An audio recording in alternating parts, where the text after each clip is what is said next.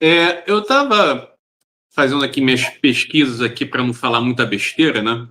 Eu estava vendo aqui, a música é um fenômeno universal. Uma vez eu entrevistei um bluesman, pai, lá de onde que ele é? É dos Estados Unidos, mas é um bluesman, eu acho que ele é do Colorado, ou de Denver, alguma coisa assim. E aí ele falou: música é universal, independente da cor, independente da etnia. Claro, ele está certíssimo. Inclusive, ele faz um trabalho maravilhoso. É um cara chamado Corey Harris, né? É um blues assim de primeiríssima qualidade. E aí eu comecei fazendo aqui minhas pesquisas. A música na religiosidade, de fato, é uma coisa que acontece em todo canto do mundo, né?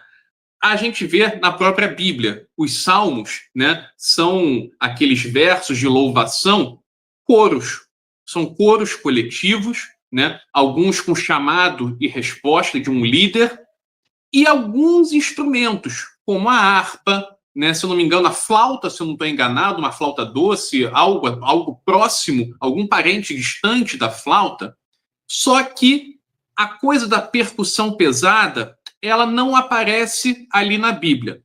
No cristianismo já formado, né, sobretudo já na Europa, não vemos uma percussão desenvolvida. Aí eu estava vendo, né, eu estava lendo ontem um texto que falou do taiko. O taiko é uma percussão japonesa e falando que ali esse instrumento apareceu mais ou menos há 2.000 anos. E eu passei 2 meses no Japão, pai, desde na época que eu estava magrinho, antes de ter filha, né? Eu estava treinando judô, jiu-jitsu todo dia lá com os japinhas, né? E ali eu pude entrar em contato com a religiosidade japonesa, que é o shintoísmo, né? E ali a coisa da percussão é muito forte. Por que eu estou falando isso? Eu estou falando isso sem grandes pesquisas, sem grandes investigações, apenas pela minha observação. As religiões ou as práticas religiosas, as práticas espiritualistas que utilizam, né, a percussão mais forte, são aquelas expressões religiosas que estão em mais contato com a natureza, enquanto que aquelas religiosidades, espiritualidades, né, que usam aqueles instrumentos mais europeus, né, são expressões religiosas que não que se veem um pouco afastado da natureza, né? E a gente sabe que as religiosidades africanas aí tem 300, né? O que nos chegou aqui, né? E o que nós temos hoje foi extremamente modificado a partir desse apagamento que o senhor fala muito bem, né? Mas é interessante isso, como que a percussão ela coloca, né, o seu praticante, o seu líder, a sua comunidade em contato direto com a natureza, correto? Correto, porque quando você fala dessa interação do europeu com, com o piano, o violão, com o violino, né, e com a flauta, enfim, você identifica sons transcendentais, né?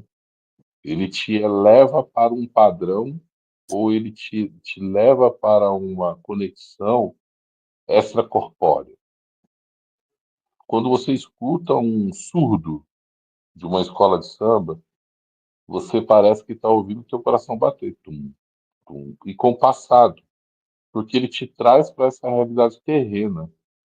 Um maracá de um caboclo, né? Um maracá de um indígena, de, um, de uma figura da nossa,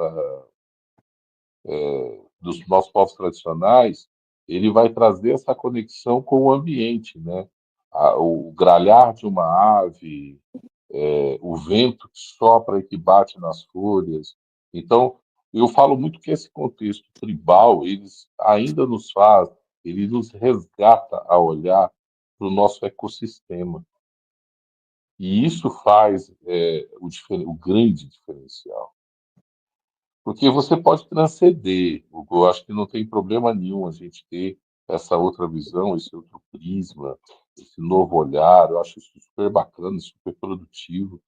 Mas esquecer da onde você vem e da onde você se relaciona, isso é muito perigoso, né? Então, quando você tem essa interlocução com o teu meio ambiente e você compreender que você faz parte desse ecossistema e que você está interligado a ele de uma certa forma, isso te dá base, te dá segurança, te dá estrutura, né? E faz com que a gente não se perca com aquilo que a gente observa que a sociedade tem cada vez mais perdido, que é essa questão da sua inteligência emocional, né? Da sua estrutura emocional. Nós observamos hoje várias frentes fazendo, por exemplo, eu já vi muito algumas meninas fazendo no sagrado feminino a manipulação do tambor. Ela manipular um tambor, ela produziu o tambor dela, né? Principalmente essa figura feminina esteja em gestação, por exemplo, para que ela possa fazer uma interlocução entre o coração que bate dentro dela com esse instrumento, que é o coração que bate fora do corpo dela. Então, isso faz essa união, essa junção e essa percepção do todo. Isso é mágico, cara, isso é muito mágico.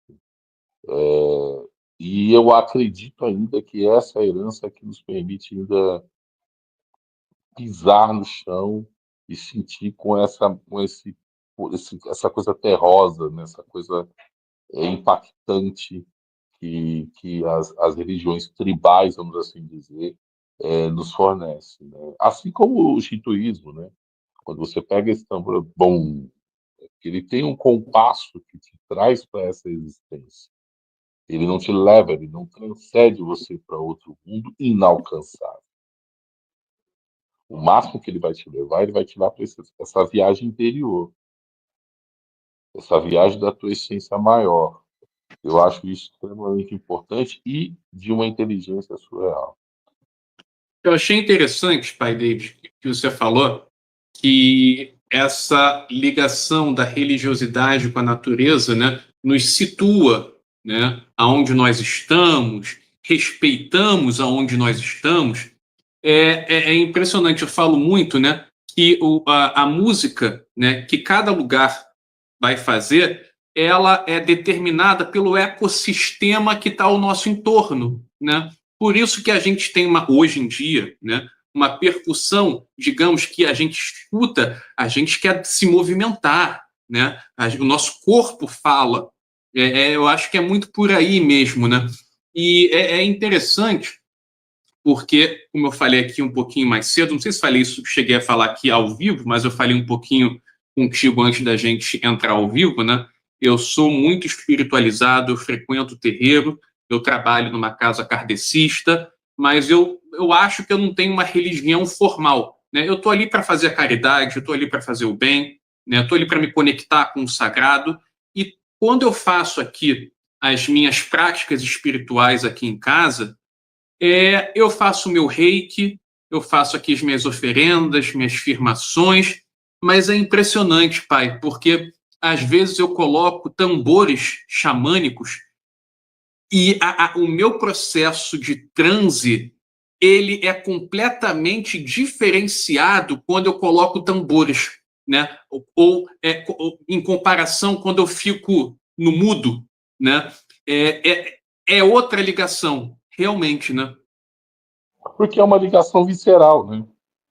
Ele fala com o teu instinto. O som desperta essa conexão visceral e instintiva. Quando você fala de uma conexão espiritual, ou seja, de transcender, de você entrar no êxtase através da meditação, ou seja, do teu plano mental, isso é muito europeu. Isso é muito essa estrutura evolutiva, né? Do ser pensante só, do ser que ele traz essa cultura, né? A informação de como funciona as estruturas. Não, é muito mais sentir. Então, o tocado, o zoado atabaque, o atabaque ele tem uma influência tão grandiosa dentro de um terreiro que se o curimbeiro que está ali tocando, se ele não tiver em sintonia com o trabalho, ele consegue desestruturar o trabalho inteiro. Ele vai desestruturar 20, 30, 40, 50 pessoas que estejam ali. A conexão com esse plano espiritual vai ser muito mais difícil. Não quer dizer que não haverá manifestação, mas aquilo que poderia viabilizar, facilitar o transe, né, daquele contexto de trabalho, ele inviabiliza.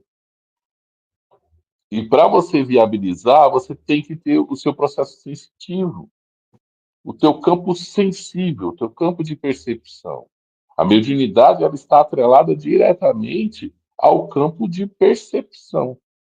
E quando você fala, quando você mesmo traz essa sua experiência de quando você soa o tambor, quando você toca o tambor, essa sua conexão no seu processo espiritual viabiliza ou vibra de uma outra maneira, é porque ela atingiu diretamente ao teu campo visceral, ao teu campo instintivo. Então você passa a ser reativo às suas emoções e não controlador daquilo tudo que você acha que tem controle, porque na verdade na vida nós temos controle de nada. Né? Nós achamos que temos controle e não temos controle de nada. Olha como a espiritualidade ela fala e cara, eu me arrepiei aqui, pai. Teve uma vez aqui fazendo o meu trabalho mediúnico, que eu falo que é mediúnico, xamânico, sabe-se lá qual é o nome, né? Uma entidade, né? Uma mulher negra de cabelos lindos, enrolados, cabelo quase que no meio das costas. Ela olhou assim para mim rindo, falando: ó, te falta perder um pouquinho do medo. Você não vai controlar tudo. Essa visceralidade, né? Nós precisamos entrar no processo do instinto. O instinto não é perigoso, ele é libertador. Hoje você tem movimentos espirituais que falam muito dessa questão do contraponto ao sistema, né? Do contraponto a esse movimento de controladoria.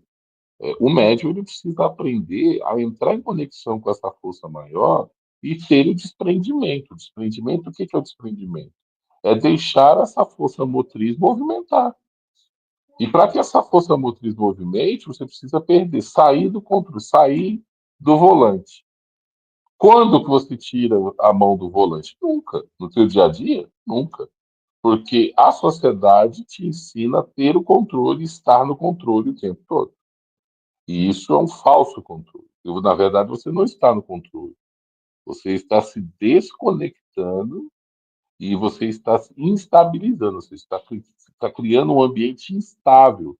Por isso das doenças psicossomáticas, por isso das doenças emocionais que nós temos, essas doenças da nova geração, passa muito por esse crivo do autocontrole, que na verdade é mentira.